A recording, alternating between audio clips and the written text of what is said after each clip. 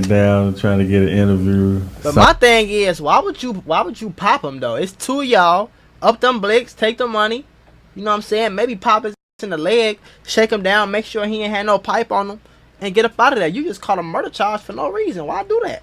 Cause I doubt bro was walking with the money and the gun in his hand, and he was finna. Even if he did, gang, like I don't know. It just sounds slow, especially after y'all was talking on. Y'all was texting on the phone, gang. Like, who you think they finna come look for when they find the body, gang?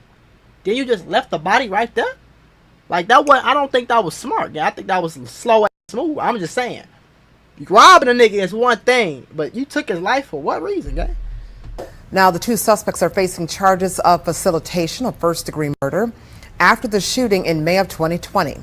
According to the affidavit, Buckley made a trip from Newton, Mississippi to purchase a large If they got all this information, though, that means y'all probably told on y'allself in the text messages.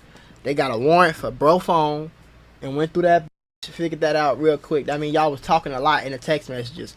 Because it ain't no way that they knew about the Fendi bag and how much money he was finna buy and where he came from. And they got too much. And they saying this shit, like, this is what happened. Like, Damn Moolah Gang, in this video, a Memphis rapper killed the op and threw his body by the dumpster and got arrested for the murder 4 years later. Bake Bizzle then told the victim to wait until he sent the new pin location to pick up the narcotics outside the building. As soon as Bake Bizzle's younger brother walked past the dumpster, shots rang out. Buckley, the victim, was hit multiple times. When the police arrived, he was unresponsive. So he just killed them and took the money. Was missing. Make sure y'all smash that thumbs up button, subscribe if you're new to the channel.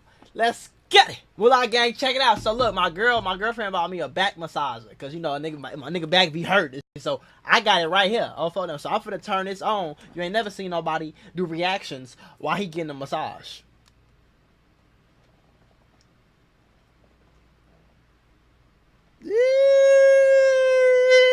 Family, today we going to Memphis, Tennessee. We got to talk about a well-known rapper from a well-known neighborhood, which we'll later discuss, who was arrested for a body 4 years later from a man whose body was found in the trash can. In the trash can? It seems his family is not new to law enforcement. His brother was sentenced last year, which we'll later discuss, for scamming over almost $1 million during the pandemic. Yeah, I knew it was gonna be a pandemic. I can't make this up. So without what the hell, his brother? We're gonna talk about who the suspect is, his upbringing in Memphis, Tennessee, and how we started a trend that's going on to this day. Not to mention, talk about this victim while sending out love and respect to the victim and the family. So if it was 4 years ago, it was 2020. So it sounded like the pandemic was crazy for that family.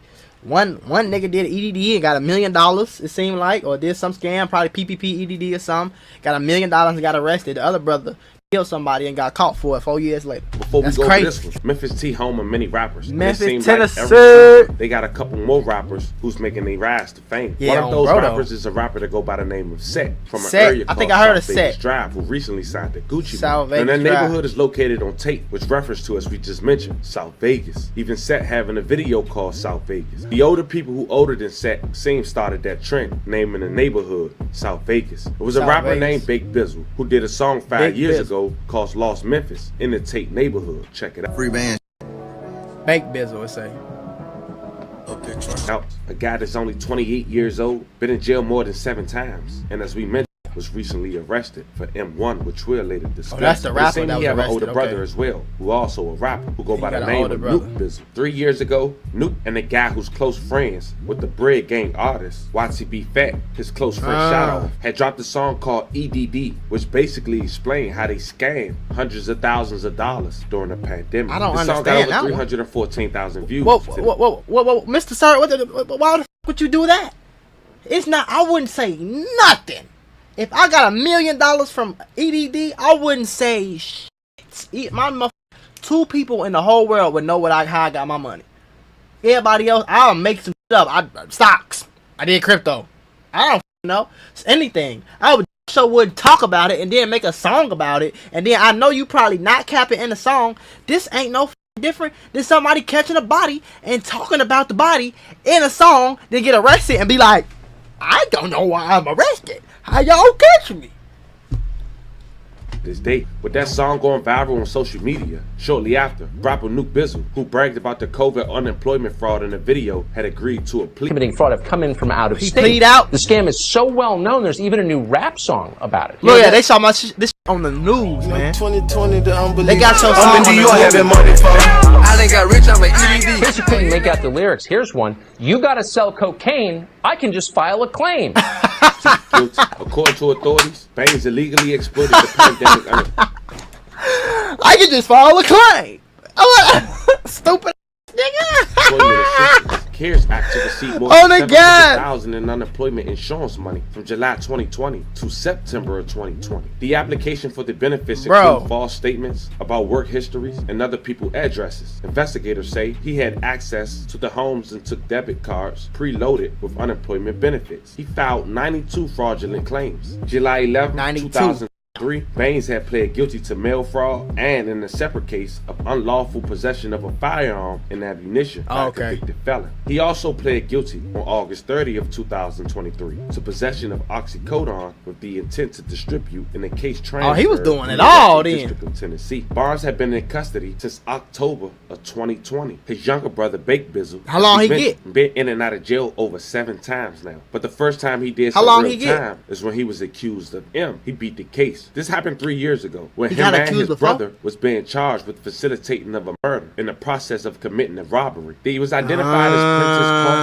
and Prentice Baines. That just changed a lot of my thoughts, my boy. So he got arrested for facilitating a murder during a robbery. I think he said 3 years ago. And now he getting arrested for a murder he did 4 years ago.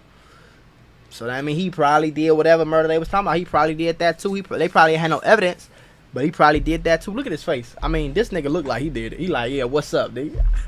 Who was charged in the death of Joseph Buckley after the victim tried to buy $25,000 in marijuana. According to text messages recovered by police, the victim intended on coming to Memphis from Newton, Mississippi to purchase a large amount of Mary Jane from Bake Bizzle. Police noted while on his way into the town, the victim was given a pin location to meet. Talking to each other on the phone, Bake Bizzle signaled for the victim from a Dodge Challenger to pull over on the side of the street. Bake Bizzle then told the victim to wait until he sent the new pin location to pick up the narcotics. Bake Bizzle then told the victim that his younger brother would escort him inside the building. The victim approached the location on Havana with the $25,000 inside a Fendi bag. The two passed a large dumpster outside the building. As soon as Bake Bizzle's younger brother walked past the dumpster, shots rang out. Buckley, the victim, was hit multiple times. When the police arrived, he was unresponsive. So he just killed them and took the money. Was missing. Behind bars after a bad drug deal last year. How did they say Prentice Coffin and Prentice Baines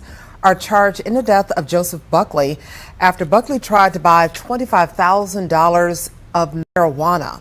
Listen, I have a mentorship called the Moolah Membership where I'm going to teach you how to get rich with business, YouTube, crypto, stocks, financial literacy, credit, every single way. Now, I became a millionaire by the time I was 23 years old. I'm going to teach you step by step for only $50. Click the first link in the description right now and get added to my group chat where I'm going to give you one-on-one help to make sure you get rich in 2024. Click it right now. Stop tweaking because we got very, very, very limited spots and I don't want you to miss this batch. Now, the two suspects are facing charges of facilitation of first-degree murder after the shooting in May of 2020. According to the affidavit, Buckley made a trip from Newton, Mississippi to purchase a large amount of If they got all this information, though, that means y'all probably told on yourself in the text messages. They got a warrant for bro phone and went through that, figured that out real quick. I mean, y'all was talking a lot in the text messages because it ain't no way that they knew about the Fendi bag and how much money he was finna buy and where he came from, and they got too much, and they saying this shit, like this is what happened, like type shit. So it's like y'all was telling y'all. Police say when Buckley arrived at the location on Havana Street, that's when he was shot multiple times. And we ended up going to trial, spending over 12 months inside the county while fighting. But it seems they got double jeopardy in Memphis, and they rearrested him for the same murder 4 years later, on May 10th, 2024. They got while double home jeopardy? after the first time, just 8 months ago, he did an interview with the well-known platform based out of Memphis called Wicked Films. And he talked about being arrested, beating the case, and still fighting it to this day. Check it out. So with you, man. What's going on, Wicked? Hey man, I've been chasing this man down, trying to get an interview. But my thing is, why would you pop him though? It's two of y'all. Up them blicks, take the money. You know what I'm saying? Maybe pop his in the leg, shake him down, make sure he ain't had no pipe on him, and get up out of there. You just caught a murder charge for no reason. Why do that?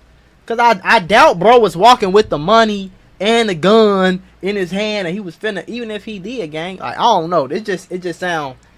It just sounds slow, especially after y'all was texting on the phone, gang. Like, who you think they finna come look for when they find the body, gang? Then you just left the body right there? Like, I don't think that was smart, gang. I think that was slow and smooth. I'm just saying. Robbing a nigga is one thing, but you took his life for what reason, gang? You ever had one of them days where everything seems to go wrong? I mean, you're just trying to grab a cup of coffee and BAM! You're tangled in a pile of boxes because the shelf was broken. And just like that, I realized sometimes accidents at work are more than just funny stories. They can actually change everything. Trying to handle a workplace injury on your own? It's like trying to fix the broken shelf yourself. More chaos, more headaches, and it's no guarantee that you'll get what you deserve. You got paperwork, insurance calls, and someone always telling you to wait. It's enough to make you wish you had a secret weapon. But here's the thing, there's a team of people that fights for people just like you. For over 35 years, Morgan & Morgan, America's largest injury law firm, has been winning cases when everybody else said it couldn't be done. In Florida, someone got $12 million after a work accident, even though the insurance was ready to offer just $350,000. In Pennsylvania, a worker was awarded $26 million, which was 40 times the initial offer.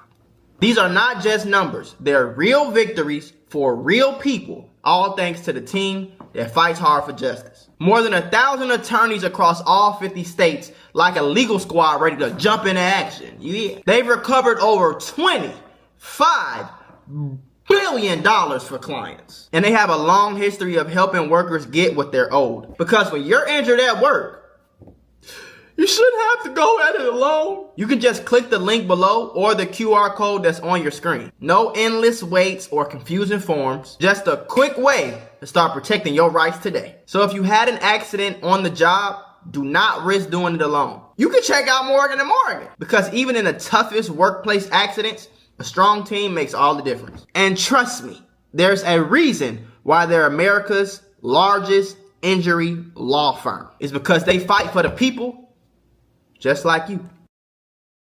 If you can talk about this, what you went to jail for, bro? I went to jail for first-degree murder. Mm-hmm. Yeah, like, I don't know how I did, but I went to jail for a first-degree murder. Innocent, basically. All the way in. That's hard.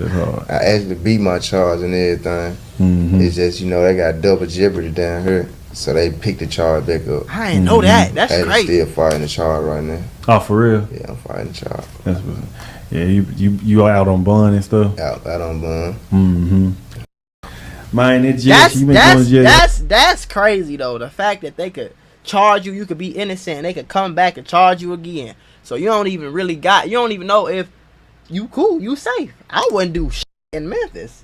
Y'all crazy as hell. At just 28 years old, Big Bizzle is fighting M1 for the second time on the same case. Now, the second time on the same case by a jury or a judge. Man, y'all let me know how you y'all feel back about to this. Trial. This was the story of a Memphis. But I ain't gonna lie, if they recharging them, they not just doing that because they bored or because it's Tuesday or, you know what I'm saying? They doing that really because they got some more evidence. You know what I'm saying? I don't know if they recharged his brother too, but his brother already locked up. So that ain't hard, you know what I'm saying? But they definitely got some type of more evidence to charge the nigga. I just don't understand why you blick the nigga down. Like, Rob, like, nigga, what the take the bag, take the money, run off. He ain't even from here. He don't know where to look for you, where you at, where you going, what your name is, none of that. He not from this state at all. Shorty from Mississippi. So you could have took that nigga down, took his shit, got up out of there quick. Okay, cool. You fucked up, you robbed him, but he lived to get robbed another day. Smoking them on camera, like on camera, because you got your phone there, you talked to him right there before, and they put all these pieces together on the first trial. Gang, I mean, they got more on the second trial. He can say he innocent, all he want to, but man, I don't know, Ski. Put this bitch back like I'm double heaven. Hold up, triple deuces. Put this bitch up, we got all the juices.